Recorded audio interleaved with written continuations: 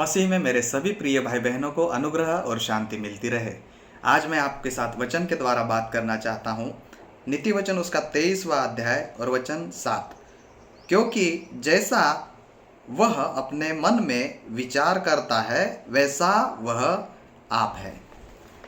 नीति वचन उसका 4था अध्याय और 23वें वचन में भी प्रभु का वचन बात करता है कि सबसे अधिक अपने मन की रक्षा कर, क्योंकि जीवन का मूल स्रोत वही है। हमारा मन जो है वो सबसे अधिक हमें धोखा देने वाला है।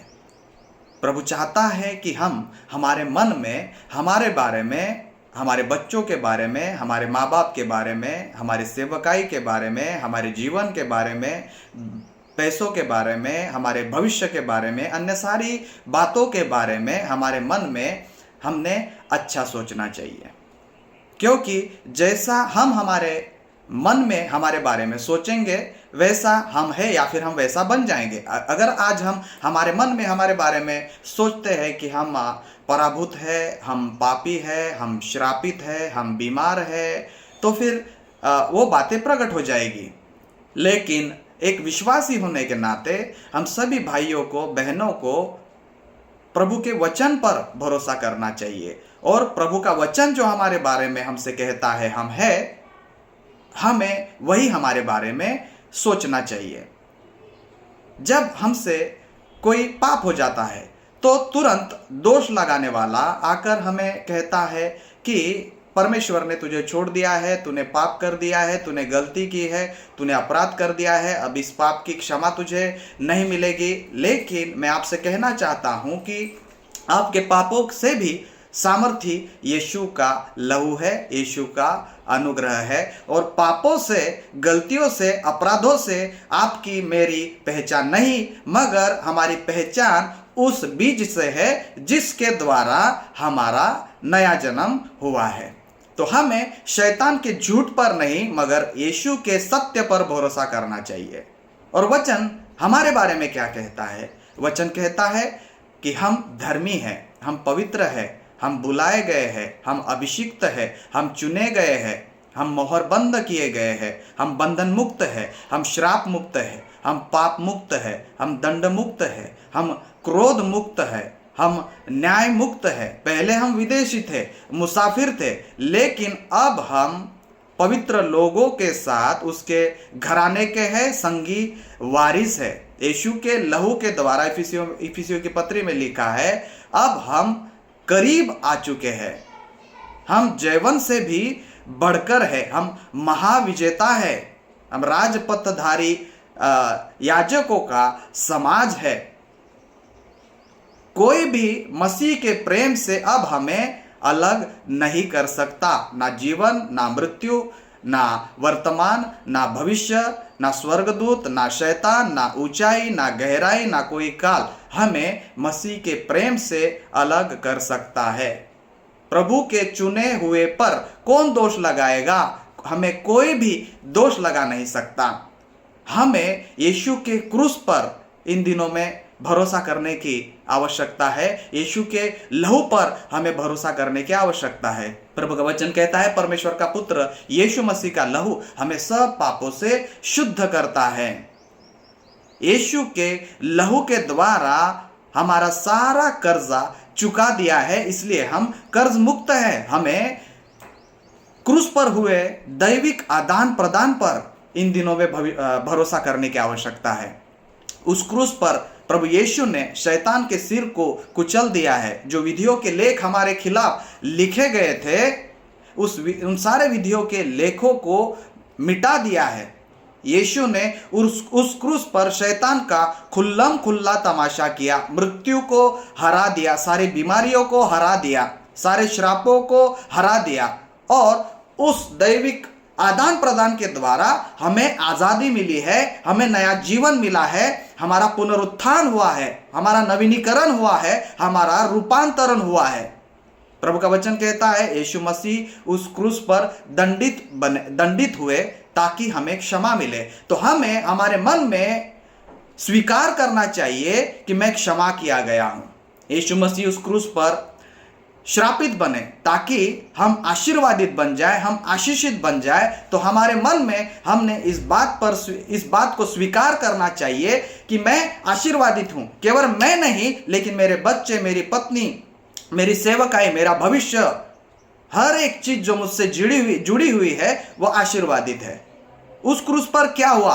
यीशु मसीह लज्जित हुए, उनके कपड़े निकाले गए, उनको नोचा गया, और ऐसा करने से हमें प्रभु के राज्य में सम्मान मिला है, प्रभु के राज्य में आदर मिला है, मान मिला है। यीशु मसीह उस क्रूस पर पाप बने, और उनके पाप बनने के द्वारा हम धर्मी गिने गए हैं।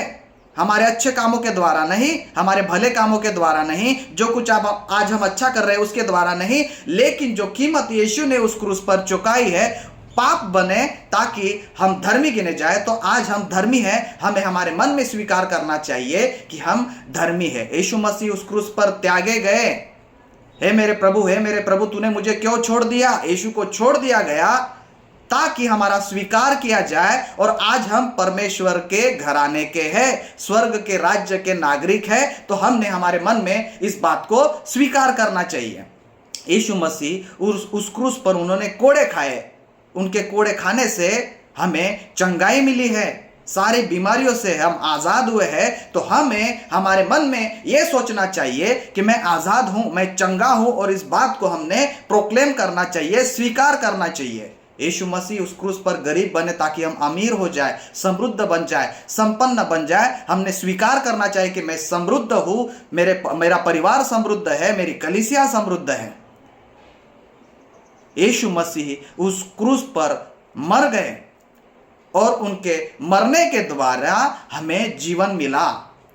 हमें यीशु मसीह के लहू पर भरोसा करने की इन दिनों में आवश्यकता है। शैतान जो कुछ भी हमसे कहता है सब झूठ है।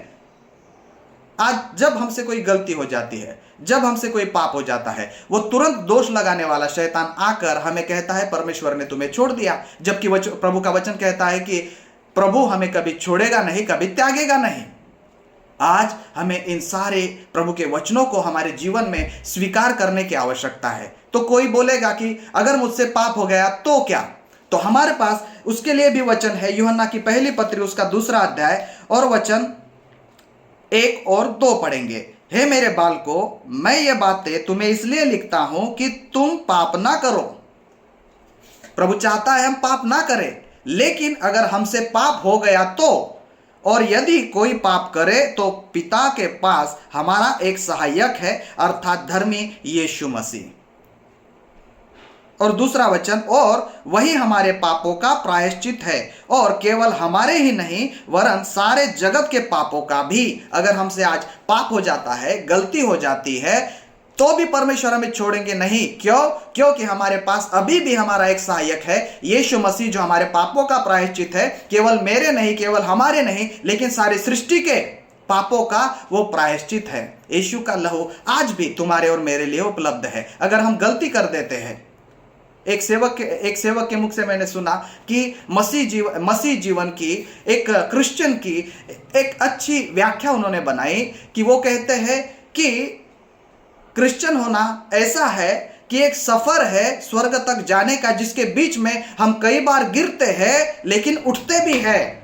धर्मी 7 बार भी गिरेगा तो भी वो उठकर खड़े हो जाता है। अगर हम धर्मी हैं और गिर भी गए तो हमें उठना है, क्योंकि हमारे पास अभी भी हमारे पापों का प्रायश्चित है।